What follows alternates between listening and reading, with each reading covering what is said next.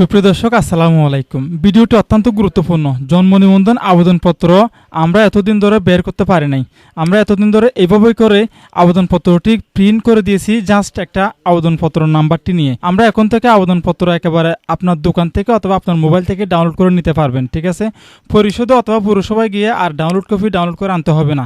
দেখুন নতুন নিয়ম আমরা কিভাবে আবেদনপত্রটি ডাউনলোড করব। আমি জন্ম নিবন্ধন আবেদন করেছি ইতিমধ্যে। আবেদন করার পর এখানে একটি আবেদনপত্র কোড নাম্বার রয়েছে। কোডটি আমি কপি করলাম। কপি করার পরে এই যে এইখানে চলে আসবো অথবা হোম পেজে আসার পরে এখানে দেখতে পাচ্ছেন একটু ডান সাইডে আপনি খেয়াল করে দেখবেন এই যে এখানে জন্ম নিবন্ধন আবেদনপত্র প্রিন্ট এই অপশনে চলে যাবেন। এখানে ক্লিক করার পর আপনার সামনে এরকম একটি ইন্টারফেস শো হবে। দেখুন এই ইন্টারফেসটি একেবারে নতুন নিয়মে করেছে 2026 সালে। এটা পূর্বে ছিল না। পূর্বে অনেক কষ্ট করে আমরা আবেদনপত্র নিয়ে পরিষদে গিয়ে অথবা পুরসভায় গিয়ে আমরা ডাউনলোড করে নিয়ে আসতাম আবেদন কপি। নতুন জন্ম নিবন্ধন আবেদন করার পরে আমরা এখানে কোড নম্বরটি নিয়ে আসবো। এখানে আমরা দেব জন্ম নিবন্ধনের জন্য আবেদন, এটা লিখবো। এটা লেখার পরে একটু নিচে আসবো, আবেদনপত্র নাম্বারটি এখানে দেব, ঠিক আছে। আমি যে কিছুক্ষণ আগে একটা আবেদনপত্র নাম্বার কপি করলাম সেটি এখানে পেস্ট করে দিলাম। পেস্ট করার পরে এই জায়গাতে জন্ম তারিখটি দিয়ে দেবো।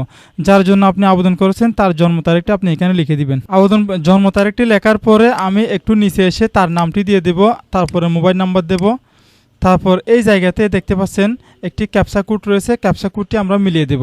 ক্যাপচা কোডটি মিলানোর পরে এখানে একটি ওটিপি যাবে মোবাইল নম্বরে। ওটিপি যাওয়ার পরে আপনার সামনে তারপরে একটি প্রিন্ট কপিটি ডাউনলোড করতে পারবেন, ঠিক আছে। আপনি যে নাম্বার দিয়ে আবেদন করেছেন সেই নাম্বারটি এখানে দেওয়ার পর তারপর এখানে প্রিন্ট অপশনে ক্লিক করে দিবেন। প্রিন্ট অপশনে ক্লিক করার সাথে সাথেই কিন্তু আপনি প্রিন্ট কপি সাথে সাথে দেখতে পাবেন। এই যে অলরেডি প্রিন্ট কপিটি আমি ডাউনলোড করে রেখেছি। এই যে দেখুন প্রিন্ট কপিটি আমার এখানে দেখতে পাচ্ছেন ডাউনলোড করা হয়েছে। আগের চেয়ে অনেক সুন্দর করে দিয়েছে প্রিন্ট কপিটি এবং অনেক সাজালো গোজালোভাবে দিয়েছে। প্রিন্ট কপির উপরে ডান সাইডে একটি বারকোড সহকারে দিয়েছে।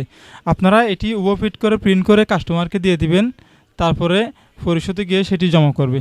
আশা করি আপনারা বুঝতে পারছেন কিভাবে আবেদন করার পরে প্রিন্ট কপি বের করতে হয় জন্ম নিবন্ধনের।